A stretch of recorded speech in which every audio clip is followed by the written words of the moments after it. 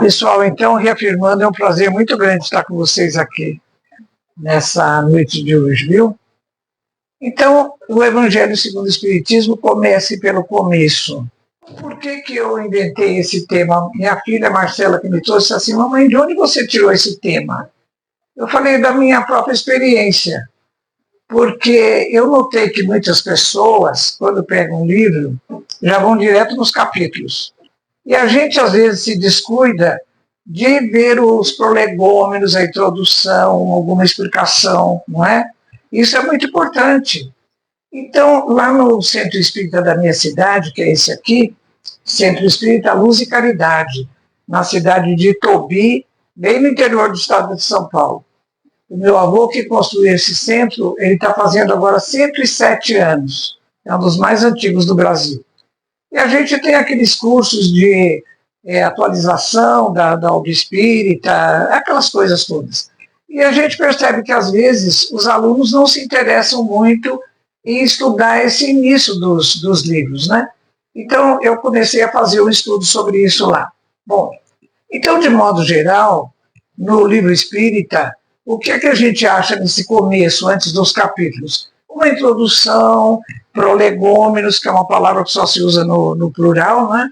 E que é mais ou menos uma introdução, uma apresentação, explicação de alguma coisa, palavras iniciais, prefácio. Então, tudo isso compõe o que eu estou chamando de começo da obra espírita, né? Bem, mas então eu resolvi hoje focar em um dos livros da codificação, o Evangelho. Por quê? Porque nós estamos comemorando esse ano 160 anos do Evangelho segundo o Espiritismo de Kardec, né? Ele saiu a publicação a primeira vez em 1864, nós estamos em 2024, portanto, 160 anos. O Evangelho que eu vou trazer para vocês, para a gente comentar, é edição da FEB, 112, o que é isso? 70ª, 12ª edição. Tradução do Dr. Guilherme Ribeiro, da terceira edição francesa, que foi revisada, corrigida e modificada por Allan Kardec em 1866, segundo consta da Revista Espírita, ano de 1865, na minha revista é página 356. Então, assim como o Evangelho, o Livro dos Espíritos que nós temos aqui, é a tradução da segunda edição, de 1860, também o Evangelho que nós temos aqui não é da primeira nem da segunda edição, é a tradução da terceira edição, não é? E a edição da Federação Espírita Brasileira. Bem, então, pessoal, vamos lá. Antes do começo, olha como eu gosto do começo, né? Então, eu vou começar o começo antes do começo. Antes do começo, eu quero citar esse livro, o Livro dos Espíritos, tradução de Herculano Pires, em que ele faz uma verdadeira peça literária na introdução, comemorando os 100 anos da primeira edição do Livro dos Espíritos, que é de 1857. Edição LAC, né? Livraria Espírita Allan Kardec. Então, o que ele faz? Ele dá uma dissecada cartesiana no conteúdo do Livro dos Espíritos. Então, ele diz, o Livro dos Espíritos contém, na realidade, 4 livros. O livro primeiro, que trata das causas primárias, Deus e a criação. O livro segundo, do mundo espírita ou dos espíritos. O livro terceiro, trata das leis morais. O livro quarto, das esperanças e consolações. Continuando a dissecação cartesiana que ele faz do Livro dos Espíritos, ele diz assim, olha, o Livro dos Espíritos, a introdução e os prolegômenos vão dar origem a 2 livros, o Principiante Espírita e o que é o Espiritismo. Por que tudo isso? Porque o Livro dos Espíritos é o livro básico, é a pedra fundamental da doutrina, segundo Herculano Pires, né? Então, vários livros da doutrina surgiram do Livro dos Espíritos. O primeiro livro lá, Livro dos Espíritos 1 e 2, até o capítulo 5, o que tem aí só está no Livro dos Espíritos. Livro dos Espíritos, o primeiro livro, capítulo 2, 3 e 4, e 2, capítulos 9, 10 e 11, deram origem à Gênese de Kardec. O livro 2, o capítulo 6 até o final, resultou no livro dos médiuns. E o livro 3, todo ele serviu de base ao conteúdo à criação do Evangelho segundo o Espiritismo, que trata das leis morais. Eu até identifiquei contra a cor. E o quarto livro, do Livro dos Espíritos, deu origem ao livro O Céu e o Inferno. Eu nunca vi em outro autor, em outro escritor, e outro filósofo como Herculano Pires, uma dissecação tão profunda do Livro dos Espíritos, né?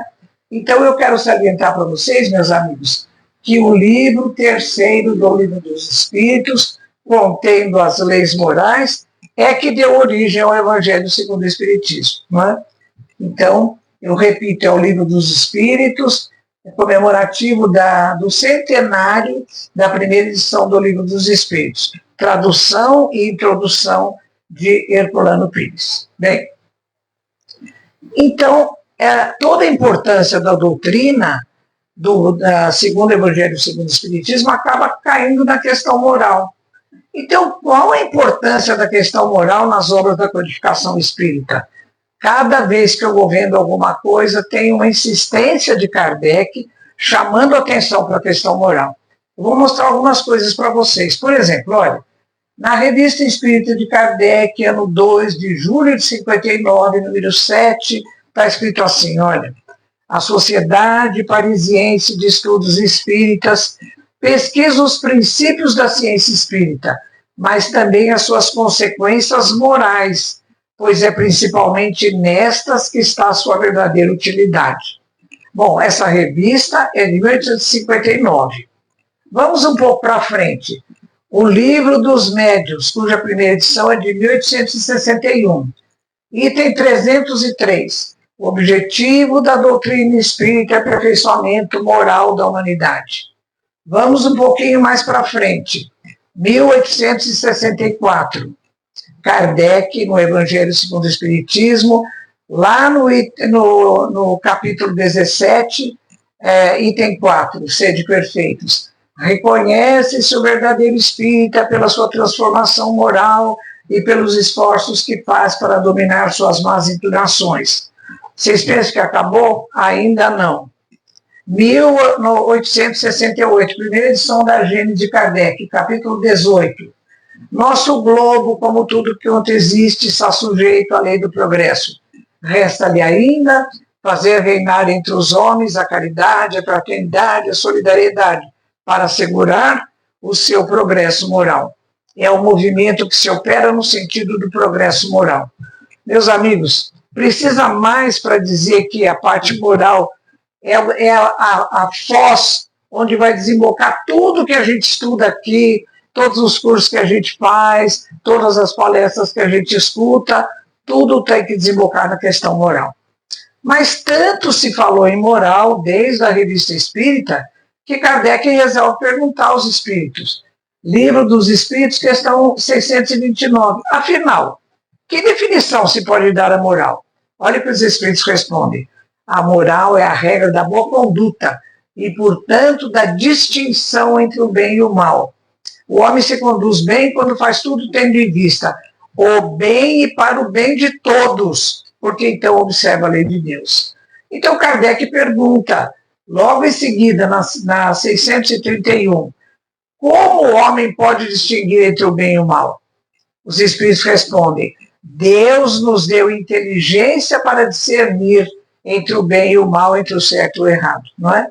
Então a moral, meus amigos, eu acabei concluindo o seguinte, diz respeito às nossas escolhas, e as nossas escolhas são fruto do conhecimento, não é? Por isso que nós espíritas, eu costumo brincar dizendo, nós somos condenados, no bom sentido, a estudar. Porque é conhecendo que nós vamos entender, é entendendo que nós vamos fazer a reflexão filosófica do significado do conhecimento. E com tudo isso, nós vamos desembocar na questão moral para escolher, discernindo entre o bem e o mal. E para discernir, a gente precisa conhecer, não é?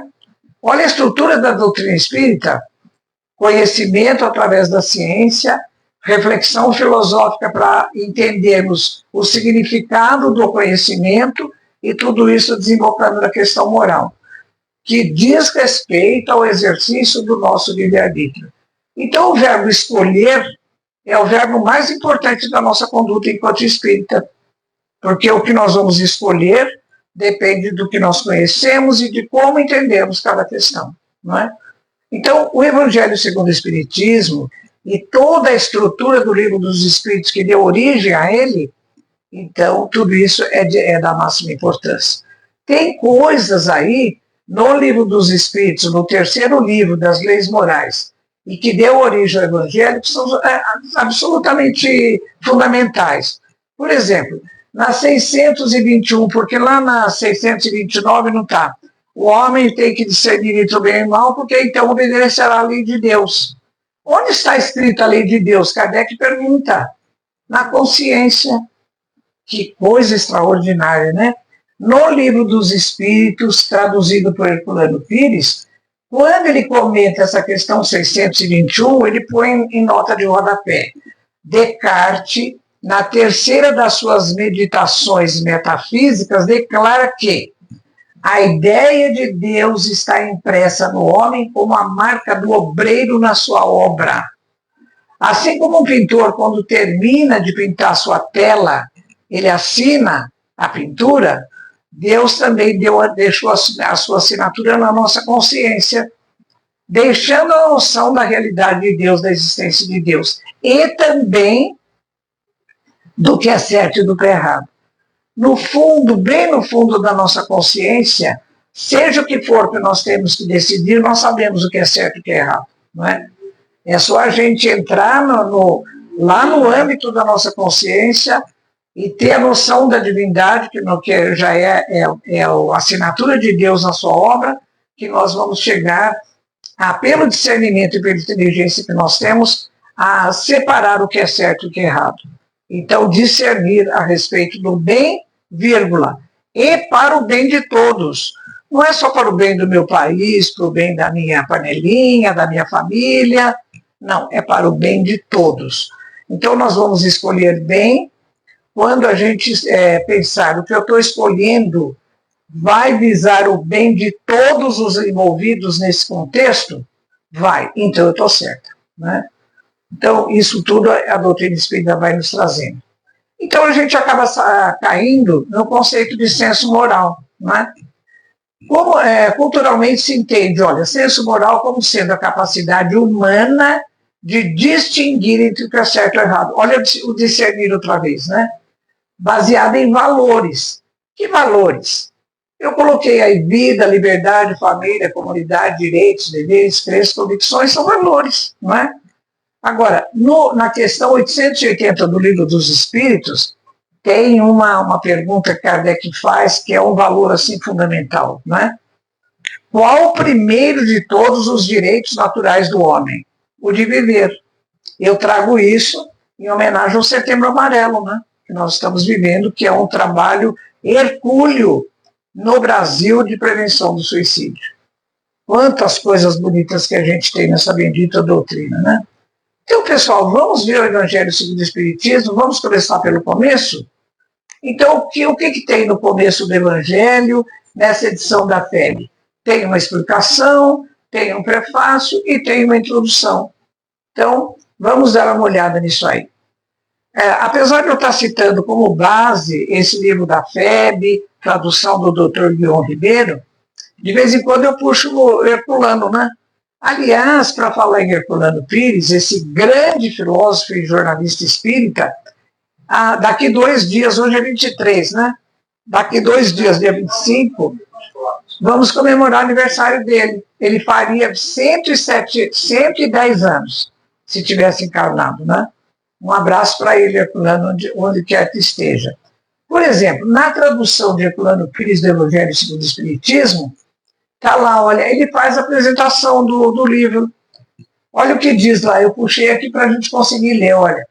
Evangelho segundo o Espiritismo, contendo as explicações das máximas morais do Cristo, sua concordância com o Espiritismo, sua aplicação às diversas situações da vida. A apresentação, ela já diz o que o conteúdo do livro vai trazer para nós, qual é o teor do texto. Então, o Evangelho é isso.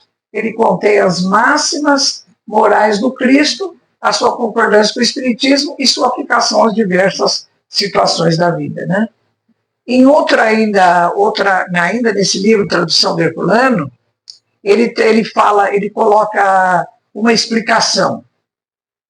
Que esse livro, inicialmente, Kardec colocou o título Imitação do Evangelho.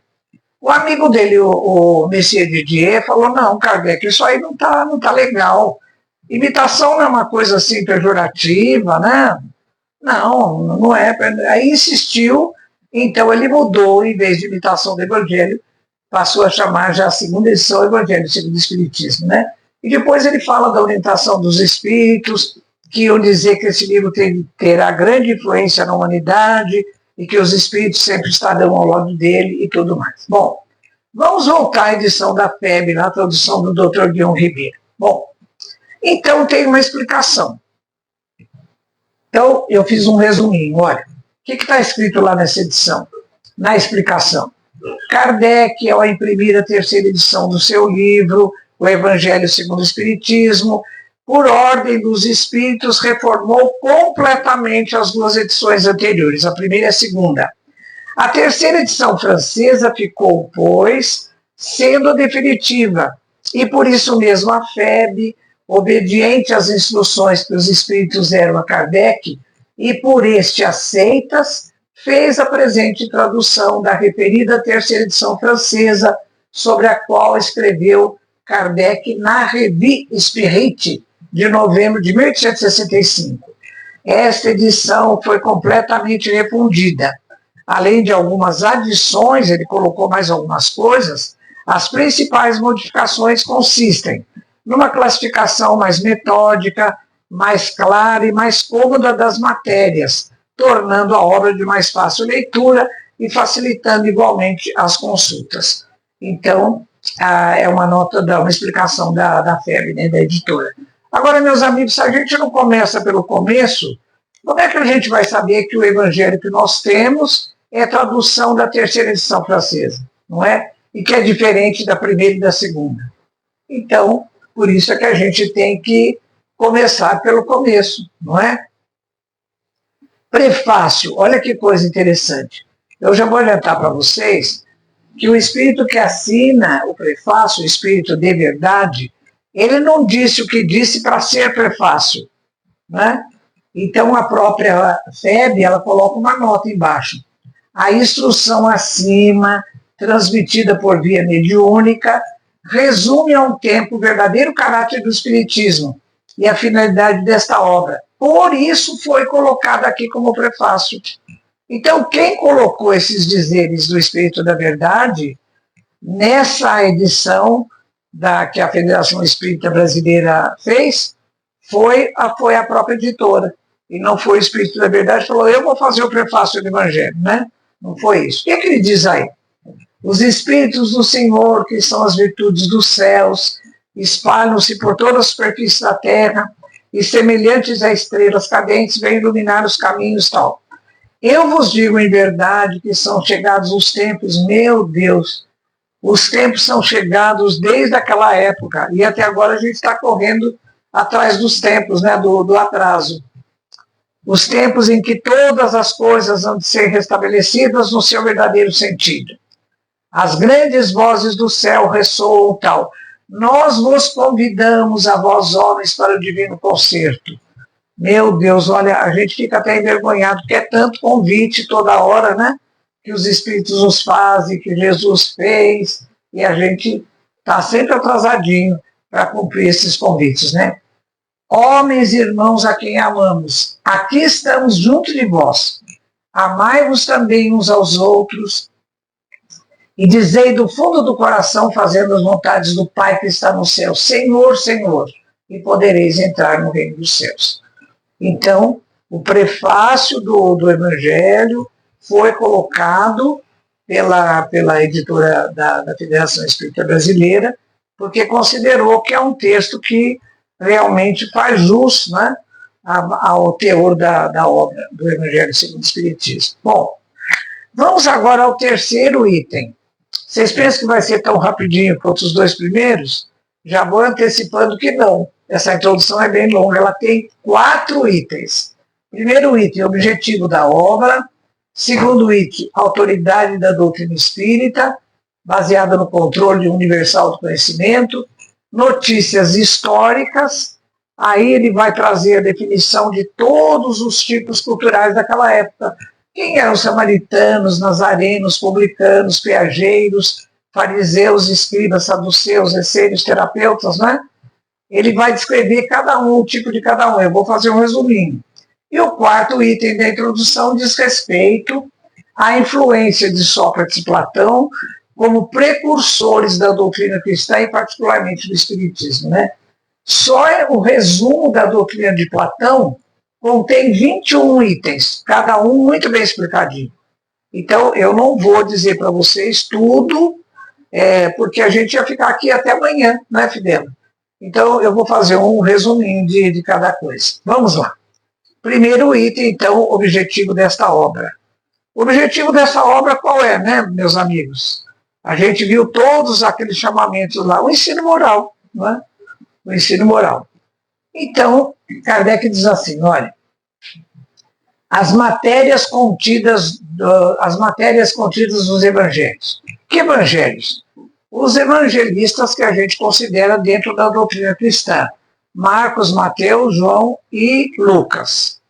Então, Kardec ele leu esses evangelhos e tal, e ele observou que a matéria contida nos 4 evangelhos, ela tem 5 partes. Primeira parte, relativa aos atos comuns da vida do Cristo. Segundo, descrição dos milagres. Terceira, as profecias ou predições. Quarto, as palavras que deram origem aos dogmas da religião institucionalizada. E a quinta parte, o ensino moral. Então ele diz o seguinte, olha, as 4 primeiras partes foram discutidas, até hoje estão sendo discutidas, e deram origem às diferentes correntes religiosas dentro da doutrina cristã. Mas o ensino moral não. O ensino moral conservou-se inatacável. É terreno comum a todos os cultos. É a bandeira sob a qual todos podem se abrigar. Né?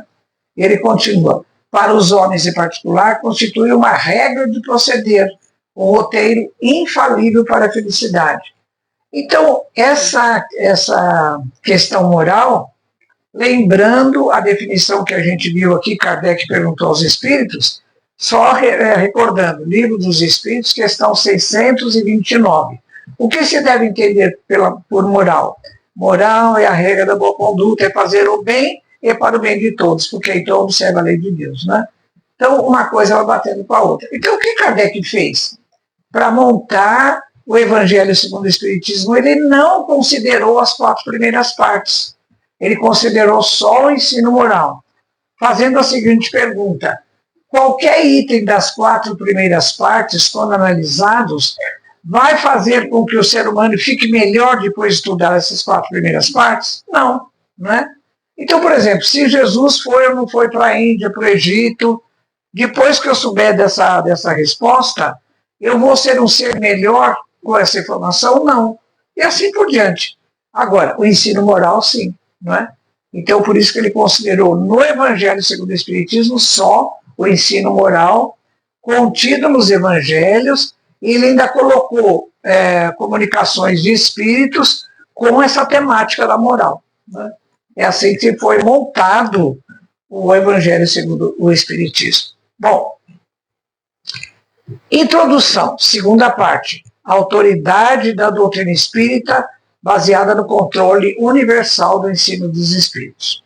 Então ele diz assim, olha, os espíritos, pelas suas diferenças de capacidade, estão longe de conhecer a verdade. Essa frase de Kardec, ela está no livro também, no livro Espiritismo e também em obras póstumas, quando Kardec diz que quando ele foi codificando a doutrina, ele chegou a algumas evidências. A primeira delas foi da existência de um mundo invisível dos espíritos. Até ele faz uma comparação muito bonita, dizendo que pouco antes no tempo, descobriu-se um outro mundo invisível, que foi dos micróbios. através de um instrumento que é o microscópio, que é falível. Tanto o microscópio é falível quem olha no microscópio. E também o acesso ao mundo dos espíritos, que é o mundo invisível, também se fez através do instrumento que é o médium. Então, assim como o microscópio é falível, o médium também é falível, porque é um ser humano. E o espírito que responde através do médium também é um ser humano. Então, a segunda evidência foi a falibilidade dos espíritos. Às vezes, a gente percebe que no meio espírita não existe muito cuidado em se observar esse item da falibilidade dos espíritos. Ah, o espírito falou. Mas o que o espírito falou? Não é? Kardec recomenda, não vejam a assinatura de quem disse, vejam o teor do texto. Não é? Passou pelo crivo da nossa razão? Passou, tudo bem. Não passou? Deixa de lado. Né?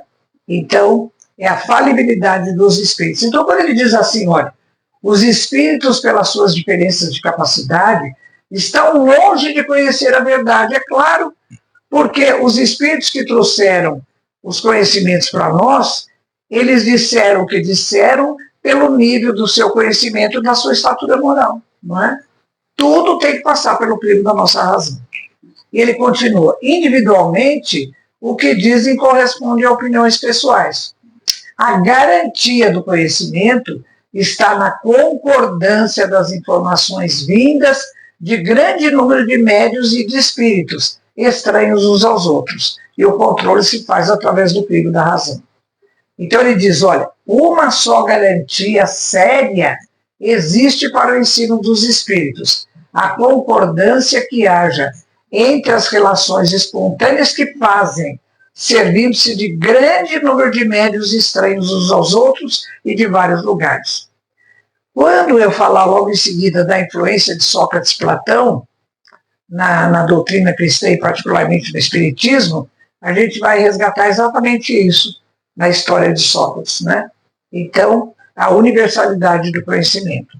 Então, isso é muito bonito, porque quando alguém nos diz alguma coisa, vamos supor um amigo muito confiável, ele nos relata alguma coisa estranha. Então você fala, nossa, que coisa, mas você não pode passar aquilo como sendo uma verdade, porque o seu amigo, você confia nele, você gosta dele, falou, não é?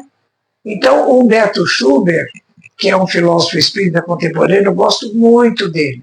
Ele tem trocentas palestras no YouTube, né? Uma melhor que a outra. E ele fala dos argumentos que nós devemos usar quando falamos sobre determinada coisa. Então, esse é um argumento muito frágil, ele fala. Agora, se a mesma história ela é relatada por outras pessoas, ela passa a ter uma credibilidade maior. Mas, mesmo assim, é um argumento que não é ainda sugestivo para você colocar dentro do seu crivo da razão. Agora, fatos, argumentos que são fortemente testados, esses sim, né, podem ser levados em conta. Então, quando Kardec ele manda a mesma pergunta por vários médiuns e recebe vários espíritos falando sobre a mesma coisa, ele vai selecionando as respostas que são concordantes. E mesmo assim ele faz passar pelo crivo da razão dele. Né? Então, é a universalidade do conhecimento. Bom, notícias históricas é o terceiro item da introdução. Olha que interessante. Para bem se compreenderem algumas passagens dos evangelhos, que quase todas têm uma simbologia, têm uma metáfora, têm um significado diferente, não é? Tem, às vezes, uma comparação com situações da nossa vida cotidiana. Necessário se faz conhecer o significado de muitas palavras, neles empregadas, e que caracterizam o estado dos costumes da sociedade judia daquela época. Já não tendo para nós o mesmo sentido, estas palavras foram com frequência mal interpretadas, causando isso uma espécie de incerteza. A compreensão do significado que tinham naquela época explica, portanto, o verdadeiro sentido de certas máximas, que à primeira vista poderiam parecer estranhas. Por isso que quando eu vou fazer uma análise, um estudo sobre alguma parábola de Jesus, alguma coisa, a gente tem que ver a época, o contexto daquela época, qual era a cultura, qual era o significado dos termos, que às vezes é diferente do que a gente interpreta hoje em dia, né? Eu vou citar 2 exemplos para vocês. Olha, meus amigos, na parábola dos talentos, lá que está em Mateus e Lucas, no Evangelho segundo o Espiritismo, está no capítulo 16, item 6. O Senhor age como um homem que, tendo de fazer longa viagem fora do país, chamou seus servidores e entregou seus bens. Depois de dar 5 talentos a um, 2 a outro e 1 a outro, a cada um segundo a sua capacidade, partiu. Bom, você já conhece a palavra dos talentos, né? Então, quando a gente dá com essa palavra talento, a gente fica pensando, mas Jesus está falando o que aí, né? Porque talento para nós é assim, é uma capacidade intelectual ou cultural da pessoa, né? Então a pessoa, por exemplo, esse querido amigo que veio, olha o talento dele para tocar e para cantar de uma maneira tão expressiva, né? Talento. Mas não é o significado que Jesus está usando nessa parábola dos talentos, né? A gente já vai ver. Outro exemplo, no Evangelho segundo o Espiritismo, capítulo 10, 5. Reconciliar, está em Mateus. Reconciliar-vos o mais depressa possível com o vosso adversário, enquanto estáis com ele a caminho, para que ele não vos entregue ao juízo, o juiz não vos entregue ao ministro da Justiça, e não sejais metido em prisão. Digo-vos em verdade que daí não saireis, enquanto não houverdes pago o último ceitil. Mas eu sei o que é ceitil, eu não tenho nem ideia, não é? Então, quando a gente lê alguma palavrinha estranha, tem que procurar. O Evangelho está dizendo isso, né? Para a gente poder entender. Eu fui procurar. Então, talento. O que é talento? Lá na época de Jesus. Unidade monetária. Ah, então é uma moeda, é um dinheiro, né? No valor de cerca de 6 mil denários. Uma vez que um denário era o pagamento usual para um dia de trabalho, um talento equivalia aproximadamente ao valor de 20 anos de trabalho de uma pessoa comum. Olha que coisa, então o talento é um valor muito grande, né? Ceitil, ou ácido, latim assis, moeda romana de cobre, originalmente equivalente à 10ª parte de um denário. Na época de Jesus, equivalia à 16ª parte do denário. Denário, então, é o salário, é o dinheiro correspondente ao salário de um dia de trabalho braçal para os romanos. Corresponde ao dracma dos gregos, que é o salário de um dia de trabalho braçal. Ah, então agora quando encontrar ceitil, talento, denário, dracma, eu vou saber do que se trata, né? Ele está falando de um pagamento de um trabalho braçal, ou talento, que é uma... Nossa, mas esse senhor que saiu em viagem, e ele deu 5 talentos para um, 2 para o outro, ele deixou muito dinheiro para os seus serviçais, né? Então, é isso aí. Então, a gente passa a entender as coisas, né? Outro exemplo, meus amigos, olhem Mateus, capítulo 22, tal. Os fariseus, tendo sabido que ele tapara a boca aos saduceus, reuniram-se. E um deles, que era doutor da lei, para o tentar propor tal. Mestre, qual o mandamento da lei? E Jesus respondeu, amarás o Senhor teu Deus de todo o teu coração, de toda a tua alma, de todo tal. Esse é o primeiro e maior mandamento. E aqui tens o segundo, tal, os profetas e mandamentos. Olha, só nesse pequeno texto, quanta palavra tem que a gente não conhecia. Fariseu. O que é fariseu? Não é? Saduceus, doutor da lei, profetas, mandamento, lei, que lei, não é? Então, olha quanta coisa existe esse alerta no começo da introdução, dizendo para a gente conhecer o significado das palavras, né? Então, ele nessa fase toda, no terceiro item, ele vai falar um por um desses tipos culturais daquela época. Os escribas, os essênios, fariseus, nazarenos, portageiros ou peageiros, publicanos, saduceus, samaritanos, terapeutas. Olha, não vamos ficar aqui a noite inteira falando de um por um, não é? Eu vou citar alguns exemplos aqui, mas é só abrir o Evangelho no começo que está tudo lá, né? Então vamos lá. Então, Ele começa com os escribas, nome aplicado especialmente aos doutores da lei, a gente já vai falar dos doutores da lei, né? Que ensinavam a lei de Moisés e as interpretavam para o povo, ou seja, o escriba era um literato, não é? Ele vivia fazendo cópia dos documentos, ele ia estudando, lendo, e o que ele entendia, ele passava para o povo, ele explicava. Então, quem tinha hábito da leitura e do estudo era o pessoal da alta classe social, escribas e fariseus, porque os outros não, já recebiam o pacotinho pronto, né? Faziam causa comum com os fariseus, de cujos princípios partilhavam, bem como da antipatia que aqueles votavam aos inovadores. Daí o envolver Jesus na reprovação que lançava aos fariseus. Jesus, em várias passagens, fala, né?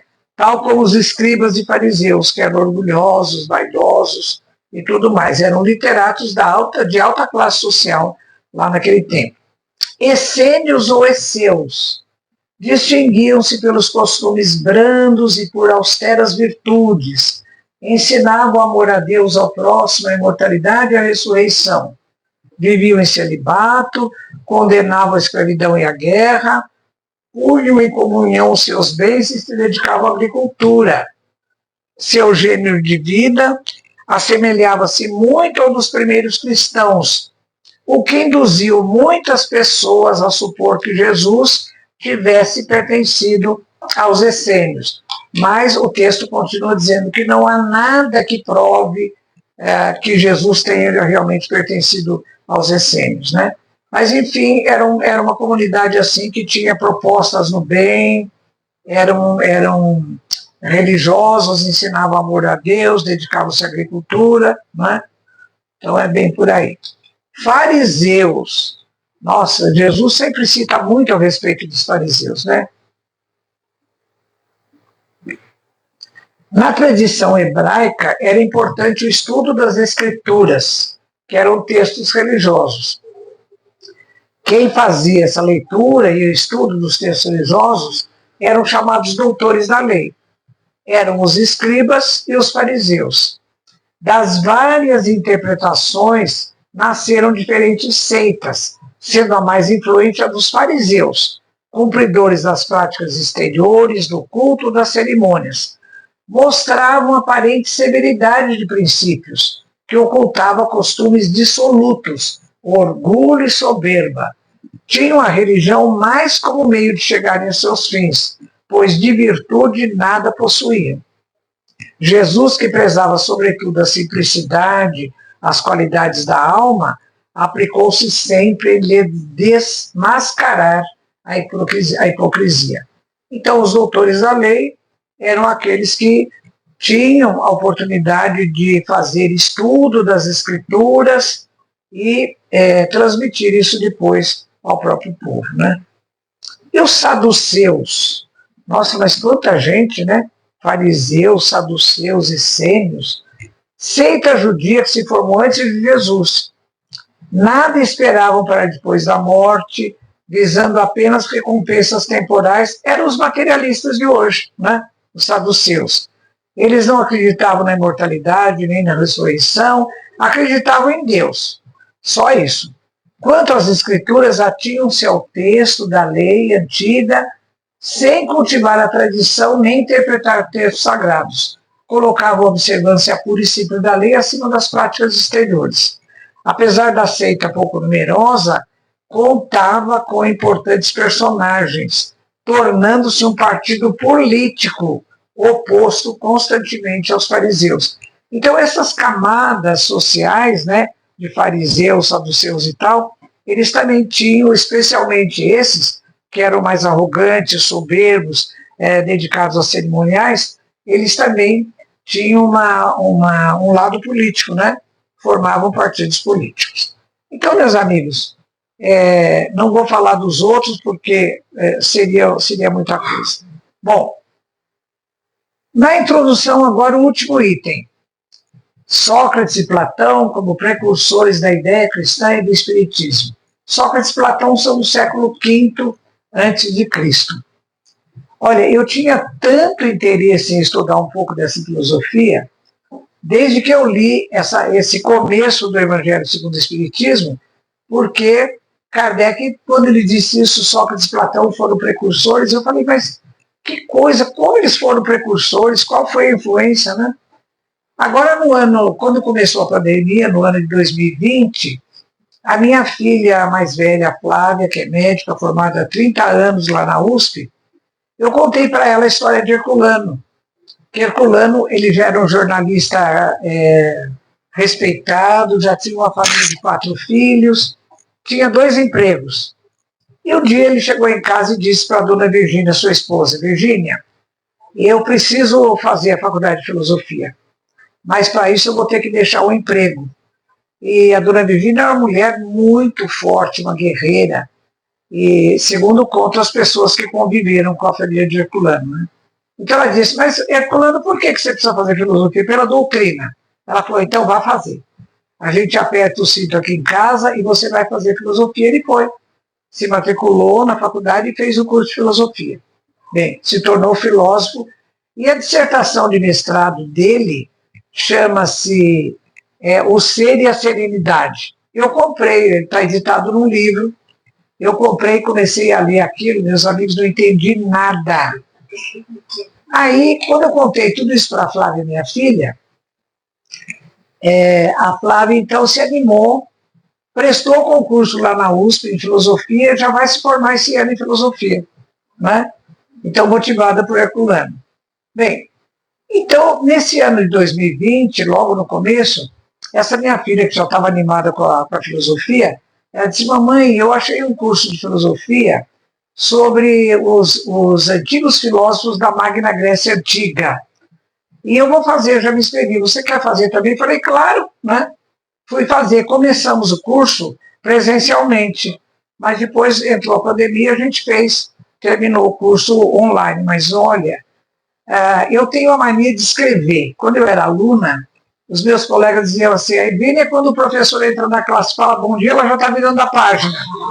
Né? Porque eu tenho esse hábito de escrever. Olha, os meus 2 cadernos grandes desse curso, em todo lugar está escrito assim, flechinha, veja Livro dos Espíritos, não sei o quê, veja Céu e Inferno. Porque, olha, pessoal, eu fui encontrando tanta conexão das histórias de Sócrates e Platão e também dos chamados pré-socráticos com a doutrina, que é uma coisa assim espantosa. Então eu já falei lá para o pessoal, chama Casa Arca, lá em São Paulo, essa entidade cultural. E eles têm laboratório de leitura que sempre eu faço de algum livro.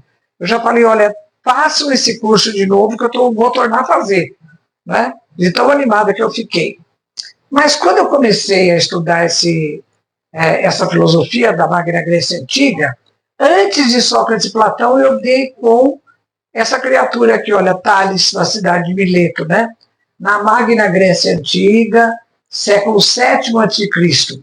Quando a gente estuda a geografia da Magna Grécia Antiga, ela é totalmente da geografia da Grécia de agora. Por exemplo, Mileto era uma cidade da Magna Grécia Antiga, agora acho que é da Turquia, não é mais de Grécia nenhuma, né? Então, o que acontecia na Magna Grécia Antiga? Eram territórios gregos que contornavam o mar Mediterrâneo. E o conhecimento que chegava ali eram mensagens de origem divinatória, de origem divina, entregados à população por autoridades religiosas. Esse indivíduo lá, Tales, de Mileto, eram 4 fontes. Se não me engano, era a China, o Egito, a Mesopotâmia e o quarto. Eram 4 fontes diferentes. Bom, ele começou a confrontar essas mensagens divinatórias e ele viu que não eram concordantes. Ele disse, mas como pode isso? Se são mensagens divinatórias que são de origem de deuses, tem que ser concordantes. Então ele falou, olha, isso daqui não está valendo nada. E ele começou a fazer, através desse questionamento racional, uma observação própria das coisas da natureza, com liberdade de pensamento. Então diz a história que Tales de Mileto, ele inaugura no século VII a.C. a era do pensamento filosófico, que busca a verdade pela razão. Razão lá na Grécia era logos. Né? Então, criou-se, a partir de Tales de Mileto, século VII a.C., buscar o conhecimento através da observação pela razão. Né?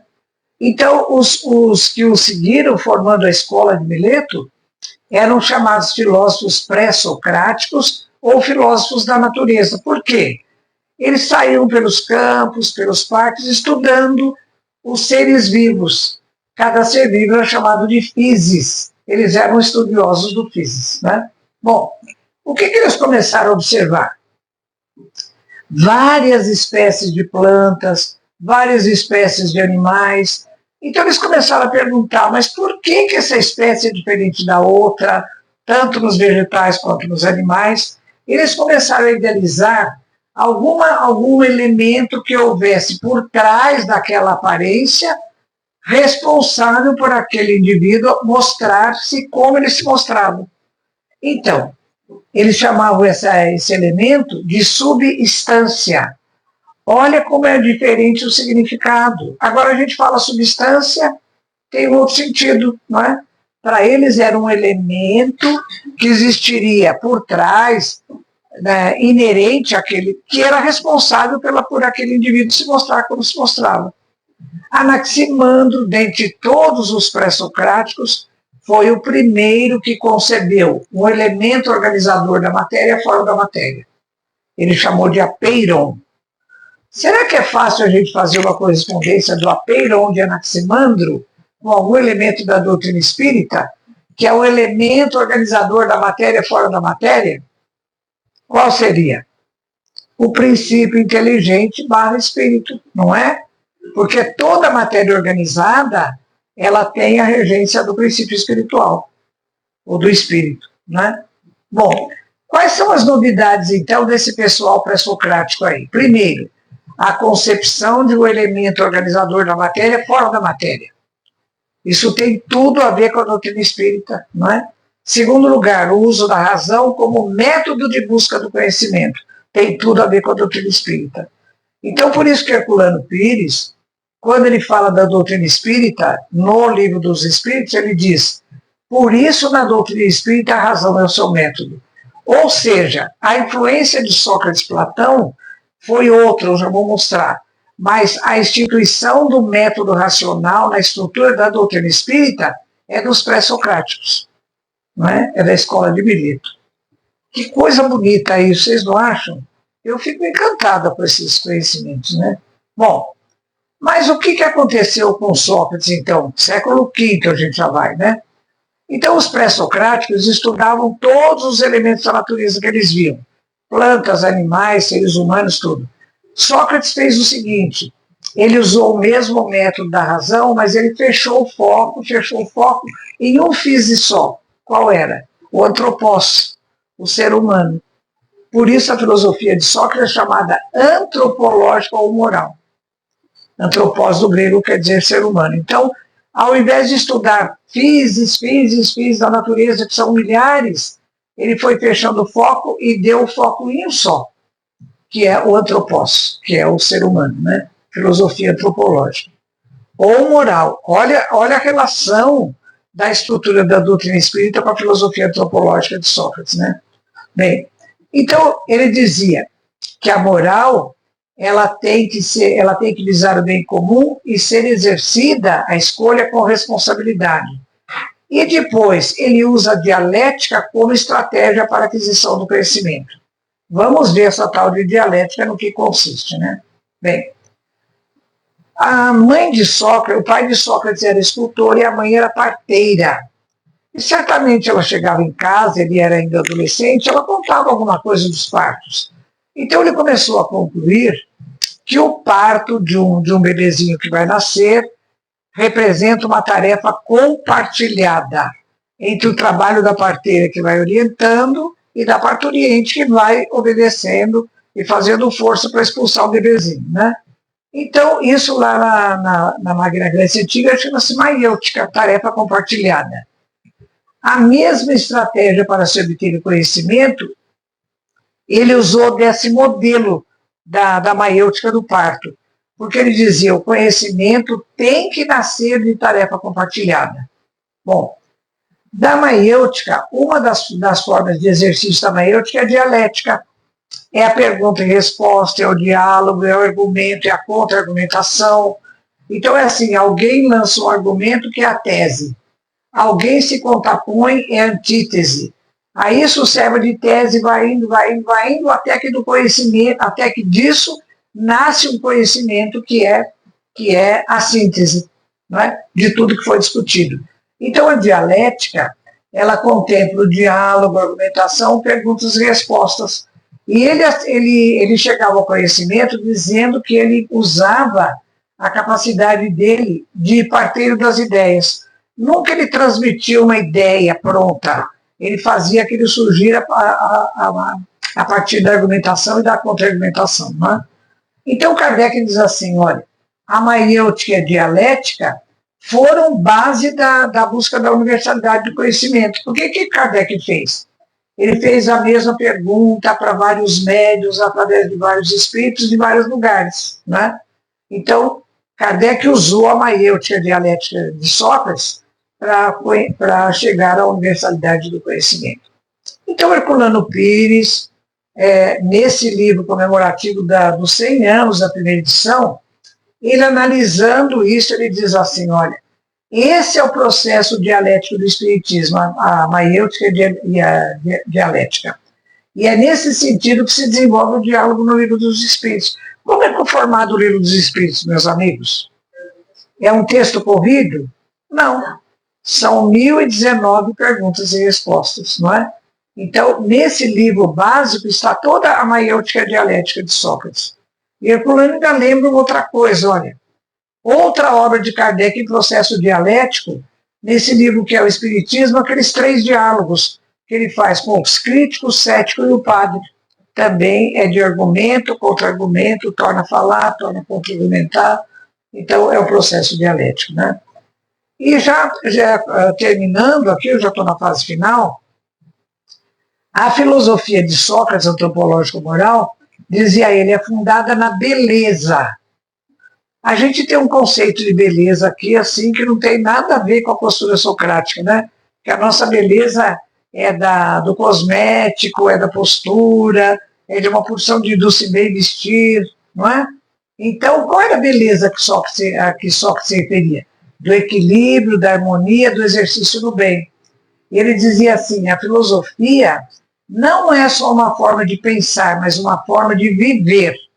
E viver significa compartilhar. Então, no Livro dos Espíritos, no Evangelho segundo o Espiritismo, e no Livro dos Espíritos, a gente cai na lei de sociedade, não é? Compartilhar a vivência em sociedade está na lei de sociedade que contempla as leis morais. No terceiro livro do Livro dos Espíritos e em todo o Evangelho segundo o Espiritismo. Então ele dizia, olha, na sua essência da filosofia antropológica, a essência do ser humano é a psique, é a alma. Então, quando Kardec perguntou aos espíritos, entre o mundo material e espiritual, qual é o prioritário? O espiritual. Então, olha aí a filosofia socrática. A finalidade da vida é ereté, é a busca da virtude. É a nossa reforma interior para chegar até a perfeição relativa a que todos estamos destinados. E o caminho que ele chamava de ascese vai se fazer através do tempo e do amor, significando a vivência da beleza. Olha, quando a gente fala isso de beleza, fala, Sócrates falou da beleza, não foi só Sócrates. Olha como Emmanuel absorveu a filosofia socrática. Olha, no livro A Caminho da Luz, capítulo 2, resumidamente ele diz assim, os artistas da espiritualidade edificavam o mundo das células. O ideal da beleza foi de início a sua preocupação. É por isso que em todos os tempos a beleza junto à ordem constituiu um dos traços indeléveis de toda a criação. Que coisa mais bonita, né? A ordem e a beleza enquanto harmonia, enquanto equilíbrio. E Platão? Platão, dentro também, seguindo a filosofia socrática, ele se dedicou à ética do belo e do bom. Ele dizia assim, olha, a existência de uma vida ética é a vida daquele que busca o equilíbrio e a harmonia, ou seja, a beleza, que é uma articulação entre o belo e o bom. Por isso que a gente chama de arte, não é? A arte, ela tem que sempre representar o belo, manifestando o bem, não é? Então tem coisas aí que chamam de arte que eu me recuso a chamar aquelas coisas de arte, que não tem, nem é belo, nem diz o bem, não é? E ele dizia, tornar-se um sujeito moral significa buscar a manifestação da beleza, que é a articulação entre o bem e o bom. Mas não é bonito isso da filosofia? Que coisa bonita, né? Pessoal, chegamos ao fim, tem muito mais nesse começo do que eu pude trazer para vocês hoje, né? Mas espero que seja um incentivo. Vocês não, vocês já leram esse começo trocentas vezes, eu tenho certeza. Mas incentivar os jovens, os neófitos, os que estão chegando a casa agora, que vão começar a ler os livros espíritas, ter essa recomendação. Olha, vocês vão ler esse livro, comecem pelo começo, né? Porque o que tem aí traz informações assim muito bonitas. E a gente conhecendo, a gente vai fazendo a reflexão filosófica e vai escolhendo o caminho do bem. E quem sabe um dia a gente pode acompanhar Jesus nessa trajetória, né? É a nossa meta, né? E tomara que todos nós não demore muito, mas a gente consiga pelo menos seguir a sombra de que Jesus deixa para nós na sua caminhada, né? Tá bom, meus amigos, muito obrigada pela atenção de todos, viu? Eu agradeço muito.